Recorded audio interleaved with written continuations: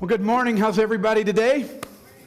Great, awesome. Now, I'm Brent. I'm the lead pastor here, and next Sunday's kind of a big day for football fans. Anybody excited?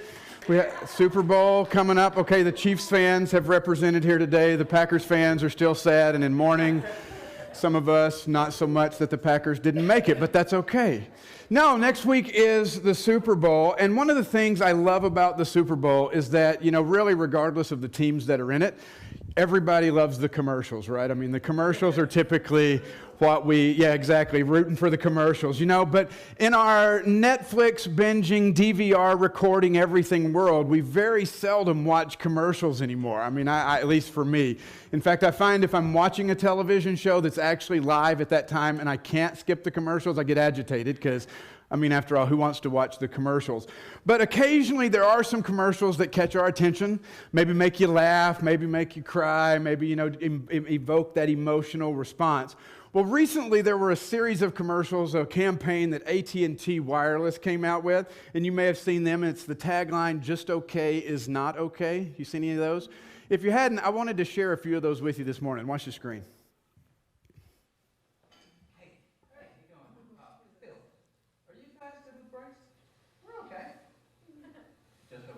We got a saying here. The brakes don't stop it, something will. That's not a real saying. It is around here. I wrote it. Just okay is not okay. Have you ever worked with Dr. Francis? Oh yeah, he's okay. Just okay? Guess who just got reinstated? Well, not officially. Nervous? Yeah. Yeah, me too. Don't worry about it. We'll figure it out. I'll see you in there. Just okay is not okay. I'm scared. Don't be. I'm perfectly okay at this. Just okay? First time is always hard. Does it get any easier? I'll let you know. Ah! No, the second time is just as scary. Just okay is not okay. I love those commercials. What's funny is I'm actually an AT&T Wireless customer, and if you are in the Des Moines area, it's not even okay. It's just, oh, amen. There you go. I got a witness out there. Amen. I love creative commercials. I love these things that make you think. And you may be thinking, what in the world does this have to do with church? And you're exactly right. We're going to figure this out. We've been in a series the last few weeks where we're just asking ourselves this question: what does it mean to be the church? What does it mean to be a gathering of people that are centered around Jesus Christ, that are connecting with God and becoming like Jesus together?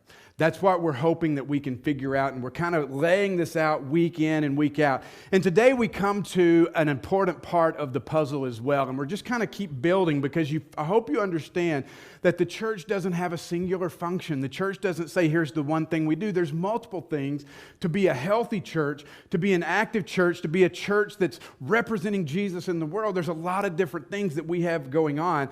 And today, what I want us to look at is kind of this third important piece of the puzzle, because up till this point, what we've been talking about, going to step off the stage there. What we've been talking about is things that happen basically inside these four walls, inside what happens with us. So we've talked about connecting with God, and that is worship, and that's what we're doing here today. And we do this kind of as a family. And then last week we talked about maturing and becoming like Jesus, and that's really something we internally do.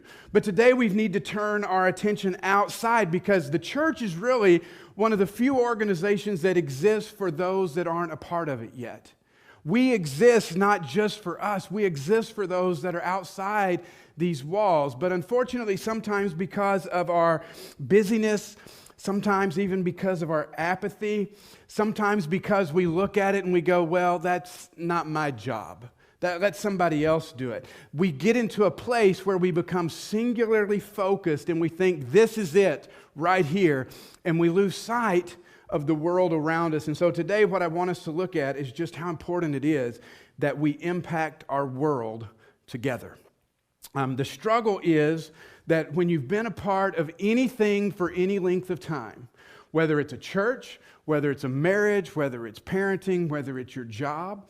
If you've been doing this for a while, sometimes the shine comes off the apple. Do you know what I'm saying? I mean, like the excitement, the joy, the enthusiasm just kind of can die if you're not careful. And so if you've been married a while, you may find that occasionally you can take that person for granted. You don't mean to, but you get busy and life happens. And the little things that you used to do to show them they were special, you don't do anymore. Maybe it's in parenting, and the sleepless nights catch up with you, and the speeding tickets come in, and the accidents, and the back talk as teenagers, and you get to a place where you miss those special moments of when they would crawl in your lap and snuggle with you. Those kind of get forgotten, and it's just kind of like, whew, let's get to that empty nest thing as quick as we can. Am I the only one? Just checking. Okay. But it can happen everywhere. This can happen where we lose the passion, we lose the zeal, the enthusiasm that we had in our jobs, families, neighborhoods, anywhere. And it can happen even in the church, to where the church just kind of becomes this thing we do. Well, it's Sunday morning. I guess we'll get up and go to church.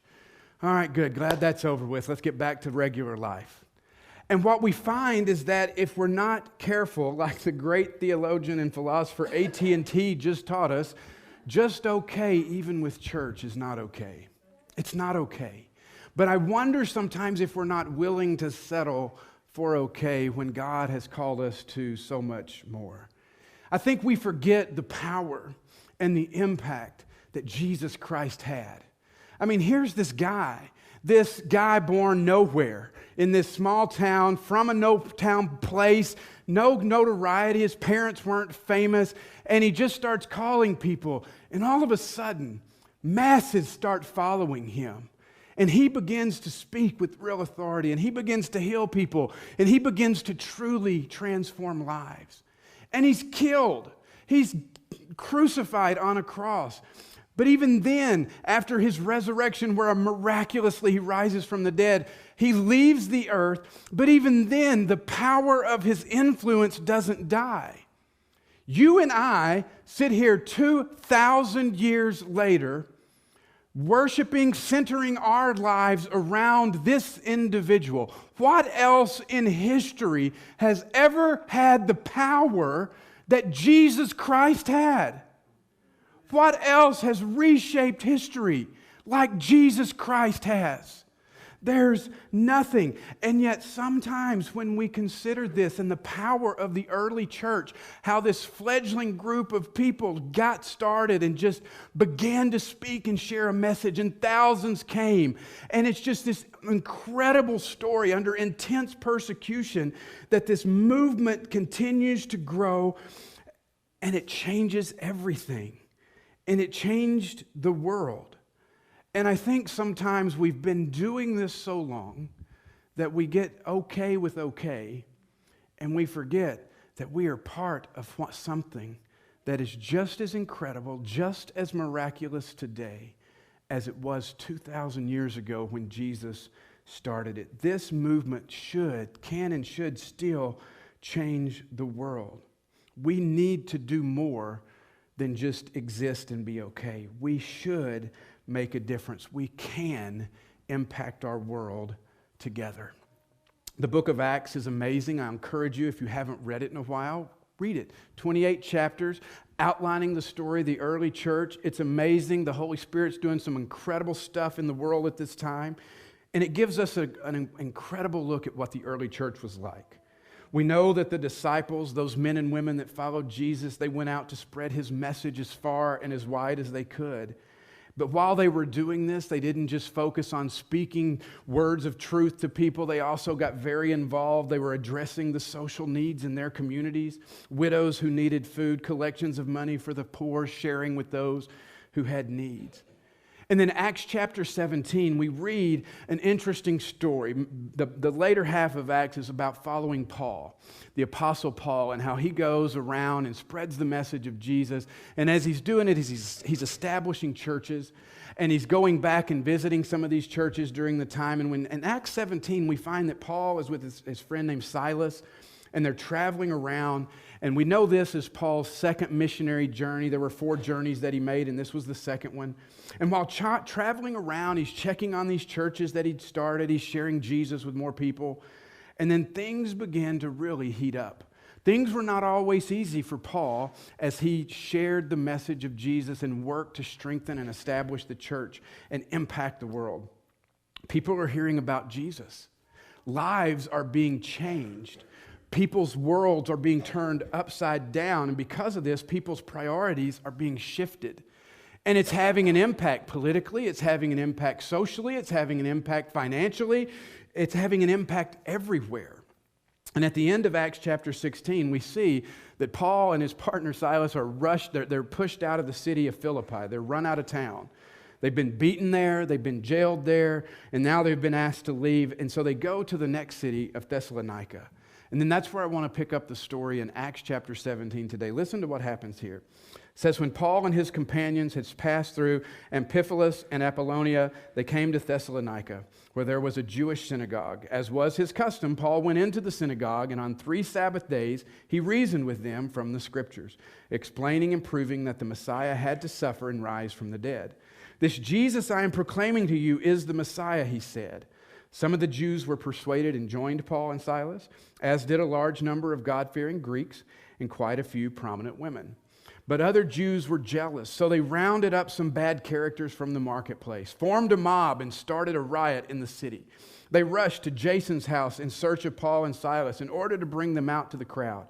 But when they did not find them, they dragged Jason and some other believers before the city officials, shouting, "These men have caused trouble all over the world, have come here now. And Jason has welcomed them into his house. They are all defying Caesar's decrees, saying there is another king, one called Jesus." When they heard this, the crowd and the city officials were thrown into turmoil. Then they made Jason and the others post bond and let them go. Verse 7, these men who have caused trouble all over the world, or as another translations put it, these are the people who are turning the world upside down. These are the people who are turning the world upside down. Now, we live in a world where you hear this idea a lot, where people say, I want to change the world. In fact, before I cleaned out my bookshelves, I had a whole section of books from people who wanted to change the world, leaving their job to go do this, a teenager who'd done this, all these books of people wanting to change the world. And I think that is very admirable. But what I find interesting about the early church and the movement of Jesus is that nowhere, no time was there ever a meeting where people sat down and said, you know what? Let's change the world. Let's go out and let's turn the world upside down. They didn't do that. There's something that I think is very significant here, because I think it gets down to what is the focus of what we are trying to do. You see, I don't dismiss all the great things that other organizations are trying to do. They're doing wonderful things in the world, but when it gets down to it, what is the sole purpose, the sole reason, what is the sole focus for that organization or that gathering of people? And yeah, it could be to end poverty, which is great. It could be to clothe people, which is great. It could be to help kids and women in need, which is great. But what is it that separates the early church and the church today from everything else? And it is the focus. Because even though we want to change the world, we don't approach it as, let's change the world. We focus on Jesus. And Jesus is the center of everything we do. And it doesn't matter if you look back and you see what motivated Peter to speak to thousands of people. It doesn't matter if you look at what caused Stephen to be stoned, or for Peter to go and reach to people outside his race, or to set Paul off on all these journeys. There was never this moment they said, let's do something, let's build an organization. All the time, everything they did began with their focus being on Jesus. If you want to have impact, we have to have the right focus. You see, we see men and women who came face to face with the reality of Jesus Christ, the promised one, the Messiah, who came to show God's love and bring about a new way of doing things, a new way of life, to inaugurate the new kingdom of God and invite us to be citizens of that kingdom. And when these men and women all throughout history have encountered the living Jesus. It was impossible for their lives to stay the same. It compelled them to be different, not just because they wanted to be, but because they were different. You see, when we encounter the living Jesus Christ, it doesn't just make us want to be better, we're made better. The Bible tells us that when we come to follow Jesus, we are new creations. The old has passed away, but the new has come. And so we don't have to force ourselves to go make an impact. We force ourselves to just follow Jesus. And that's it, because He's already done the work for us on the inside. And what Jesus had done in their lives, what Jesus has done in our lives, is something worth sharing. You see, they wanted to open up their homes. They wanted to grow and mature in faith. They wanted others to have the same experience with Jesus that they had had. And they wanted to help alleviate the suffering and the pain of those around them. You see, there's a difference between just saying, let's change the world, and just living the way that Jesus has empowered us to live.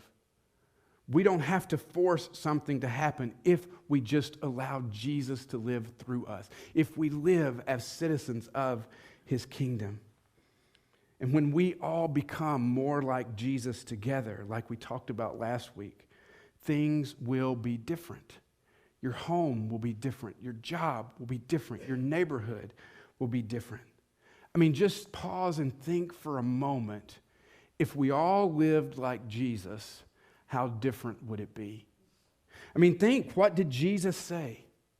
Jesus called us to this radical existence where He said things like, be merciful, be peacemakers.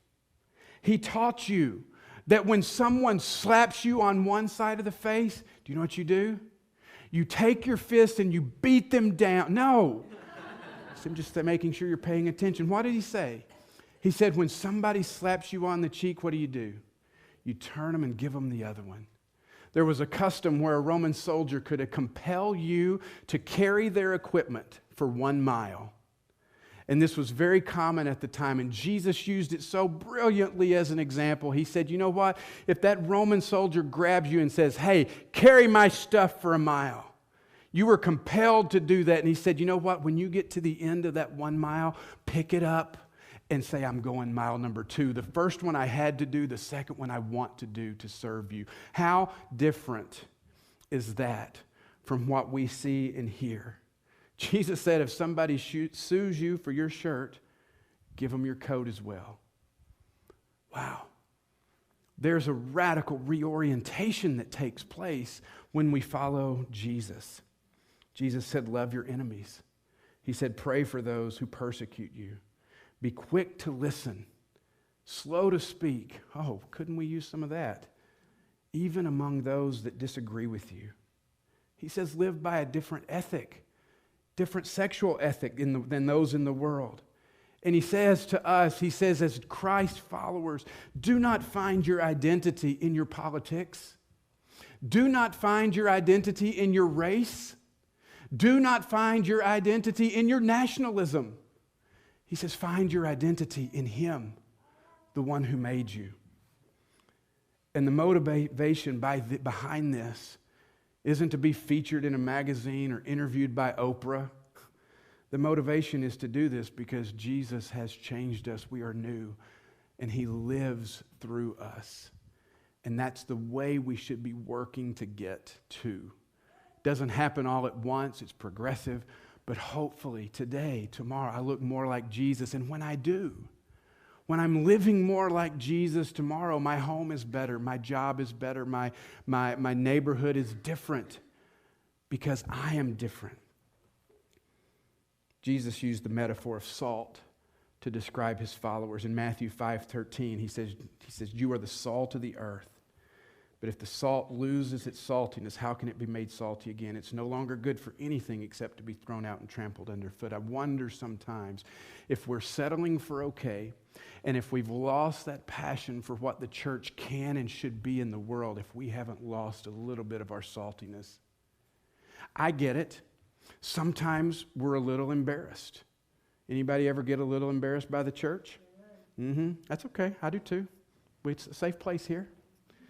We think about where the church has been. We think maybe we see people that represent, I use air quotes for that because they don't represent me, but they're out on the talking head shows and they, saying, well, Jesus said this and does this. And you're like, not the Jesus I know. I get it. But we are called to be salt. Do you realize that the world is a better place because we are in it? Because the church is here. And yeah, we might need to do a better job of that sometimes, but the world should be better because we're here. But for this to happen, it must begin not with just, hey, let's change the world. It always comes back to say Jesus is the middle. He's the focus. He's the hub that everything we do centers around. And as we go out of this place, we're going to do everything we can to live like Him. Impact doesn't just mean the right focus, but it also means inconvenience. Now, this is where we begin to meddle a little bit, and I hope that's okay. But when we begin to live a Jesus-centered life, let me tell you, not everyone is going to be happy about it. Maybe you're not going to be happy about it because impact means inconvenient. There will be times when being salt in the world means we live differently, socially, what might be culturally acceptable to some, politically expedient to others, or religiously prudent. It's going to call us to step out of those things. It may call us to live differently. You see what happened in the first century? Paul went in and he was reasoning with them about who the Messiah was. Did you catch that? He wasn't boycotting funerals and holding picket signs. He wasn't throwing rocks at people and trying to do anything. He goes into the synagogue and he begins to talk to people in the community and he says, let me tell you why Jesus is the one I think you should follow. That's it. That's it. And just that by itself was enough to get people stirred up to say, you got to go. You got to die. And if you think, as being the church, that we're not going to run up against opposition, if you think we're not going to be misunderstood, we're wrong. We're going to face opposition. There will be challenges. And it could even lead, God forbid, to persecution. And no, I'm not talking about the fake persecution we find on Facebook or the talking heads on TV. If you are a Christian in America, stop saying you've been persecuted. You haven't. Period. But it could come to a place where our faith gets on the line, where we're actually get in trouble. Could you imagine being arrested for your faith? There are people around the world that are truly persecuted for their faith. That's what happens when we begin to make an impact. It's incredibly inconvenient. In Acts 17, Jason and really any believer they could find were arrested, and they had to pay money to be released. It cost them. You realize that Paul, you look at his story, if you read through Acts, you realize he was imprisoned. He was stoned. He encountered persecution almost everywhere he went. And don't misunderstand what I'm saying. I am not saying that we need to go look for a fight. Don't antagonize people. The cross of Jesus Christ is, by itself is offensive enough to people without us adding to it. We don't need to start political fights. Jesus is enough to be inconvenient. Love people. Let our actions and our love for those you are caring for, the ones you're talking to, the ones you're sharing Jesus with, that needs to be the only defense we need. And expect the inconvenience of being misunderstood or opposed. Don't let the fact that not everybody agrees with us about Jesus is bad. It's not bad. Don't let that discourage you. And don't let the fact that maybe every law in this nation isn't pro-Christian be reason for us to say, well, I just give up. Let's change all the laws. They're not changing any political laws at this time. And they were still able to turn the world upside down. That's almost unheard of in our country. You wouldn't think that Christians could do anything apart from getting somebody elected president. I'm so sick and tired of that. Because honestly, that's not the church of Jesus Christ. That's some American bowing down church that doesn't exist in the Bible. We don't need another law to be passed for this church to be powerful and effective. It doesn't matter if your candidate never gets into office ever again. We have Jesus Christ, we have the Holy Spirit of God, and we've got everything we need to be the church God has called us to be. But you know what sometimes we have more of? Excuses. Excuses.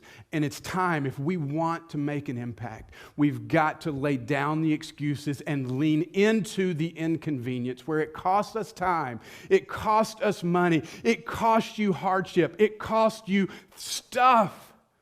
And your neighbors are going to look at you and they're going to think, why in God's name would you ever adopt 4 children? Yes, we're nuts. But why would we do this? Because we follow Jesus, and this is what Jesus wants us to do. Don't expect the life of following Jesus to be roses and buttercups and rainbows and unicorns, because it will cost us. It will cost us. It's amazing. We will be misunderstood and opposed. Do you realize that when you look at church history, the season when the church was thriving the most was when it was under the greatest persecution? What does that tell you? I'm not saying don't be involved in the political process. If that's your thing, that's fine. But maybe we need to stop looking for the solution there and get back to finding the solution in Jesus Christ. You see, I think convenience doesn't lead to impact, and that's what we like is convenience. Convenience leads to complacency. And impact means inconvenience. And I realize that is not a popular message, right? That's now who's in? Who's ready to go? That's not what you want to hear sometimes, right? You want to hear the other. But I think if we want to be people of impact, we got to keep our focus on Jesus, and we got to realize that trouble is going to come, and that's okay. Final thought on this, how we impact the world together, is just this: it means more than intention. I get it. Everybody loves to post things on social media. You're not changing the world by any Facebook post or Twitter post. I'm sorry. No matter what celebrity tells you, repost this and 20 people. What? Shut up. I don't have time for that. So often we confuse action and impact with lip service, and we think if I just flap my gums enough that's all that it takes. And to be fair, for far too long, the church was known more for its talk than its walk. We were known for mostly about what we were against rather than what we were for. We can do a lot of things that look like action and they're not. We can do a lot of things that draw attention to us but don't do any good. Lip service, posting on social media, raising awareness, talking about it, all things fine. But if that is where our activity begins and ends, we haven't done anything. The church is called to be a community of more than just talk. What turned the world upside down wasn't just believing the right things. It was a group of people believing the right things, following the right person, and then doing something about it. Now, yes, I get it when people think about the church. Like I said earlier, sometimes we get embarrassed. We think about the impact Christianity's had on the world, and our minds immediately go to the bad stuff: the Spanish Inquisition, the Crusades, the burning people and killing people, drowning them when they didn't agree with you theologically. I get it. That's part of our past that we're not proud of. But we cannot discount the positive things that Christianity has done as well. Many of the advances that have been made in this world are because of Christ's followers. When you look at modern hospitals, universities, science, the end of slavery, public education, these things all were a result of people following Jesus. As I was studying this, I came across an interesting statistic. It said 98% of the founders of the scientific revolution were committed Christians. Do you know that? I thought, what was it like to live in a time when Christians weren't afraid of science? Must have been nice. Just kidding. There's a great book out there called Jesus Skeptic by a guy named John S. Dickerson that kind of goes through his journey of coming to faith and by looking at all the good things that Christianity has done. It's a great book. These things happened because Jesus' followers learned all they could about Jesus, and they got off their rear ends and went and did something about it. The Bible shows us from cover to cover that it's a book about justice. What you find is a God who cares about the poor and the oppressed, and this doesn't have to be complicated. It's just a matter of opening our eyes, removing the excuses, being willing to be inconvenienced a little bit and do something. That's all it takes. Looking around you in your neighborhood, looking around you at your job, looking around you, everywhere you are, to see, are there things that needs that need to be met? Is there something that I need to do? And it doesn't mean we as Christians have to reinvent the wheel every time something needs to be done. Sometimes it's just finding somebody already doing it, stepping in and helping them. You see, here's what separates the church from other organizations. Jesus should be our focus, first and foremost. He is the center. If we ever stop doing that, we cease to be a church. And we as a church, one of our core values is Jesus changes everything. Do you believe that? That Jesus can change everything? I do. But he has to be at the heart of it and the model for everything we do. For years, churches emphasized personal salvation. Pray this prayer, be saved. And then the pendulum swung, and then the mainline churches, liberal mainline churches said, oh, we don't want all that. We want just social justice. Let's do good things in the world. You realize that we as a church, we're called not to just care for one or the other. We're called to do both. We can walk and chew gum at the same time, amazingly. We're here to care for body and soul. And we're to let that impact how we live so that we impact where we live. That's the importance. When you get down to what the early church did, it can be summed up in two statements. They told the story of Jesus, and then they lived it. They told the story, and they lived it. You see, who Jesus was and is, and what he has done is a story worth repeating. He is the promised one. Jesus came, he lived, he died, he rose again, so that you and I could have life, so that we could have victory over sin and death, and that you could live as you were created to in relationship with God. And they lived out that story every day. They modeled it for those around them to show them how they lived. It's not that complicated. Because when we live as citizens of the kingdom, your job will be different. When your coworkers are sitting around complaining about the boss and you choose not to join in because you know, that's not a Christ-like attitude. When that coworker that is annoying, not that I have one, but if that coworker that's annoying just grates on you, and you exhibit to that coworker grace and peace and patience and gentleness and kindness and self-control, what does that sound like? Sounds like an oddball, doesn't it? That you're supposed to rip that person. You're supposed to let them have a piece of your mind. Otherwise, you're a doormat. I don't think Jesus was much of a doormat. You see, it's not as complicated as we make it. We just live out the story, how Jesus modeled it for us every day. And it can be simple. You know, we started this morning with Super Bowl, or talking about the Super Bowl and looking at commercials. And you know what? Next Sunday is the Super Bowl. Sometimes making an impact can be as simple as this. What if you today said, you know what? I'm going to have a Super Bowl party. It's an easy invite. Everybody watches at least the first half. And you get on your email, your text, your phone, or whatever, and you invite a neighbor or two to come over and join you. And you may think right now, I can't do that. That's scary. I can't do that all by myself. Then before you leave today, grab somebody by the arm and say, hey, host a Super Bowl party with me at your house. No, it doesn't matter, right? Doesn't matter. But open your door and begin to love somebody that maybe you've never known before. That's what making an impact is. It's not starting an organization with millions of dollars and ending blah, blah, blah. Yeah, we can get there, and that's part of it, and hopefully we're doing that. But I think when we get sight of the big things, we lose sight of the simple things, and sometimes it's just as little and easy as loving your neighbor as yourself. So let me encourage you next week, have a Super Bowl party, invite friends over, find a need at your job, in your neighborhood, and meet it. And if it's too big for you, that's fine. Ask somebody to join in and help you. Don't become complacent. Don't become apathetic, thinking it's not your problem. We should be making an impact together. And as we go to make an impact in our world together, remember this.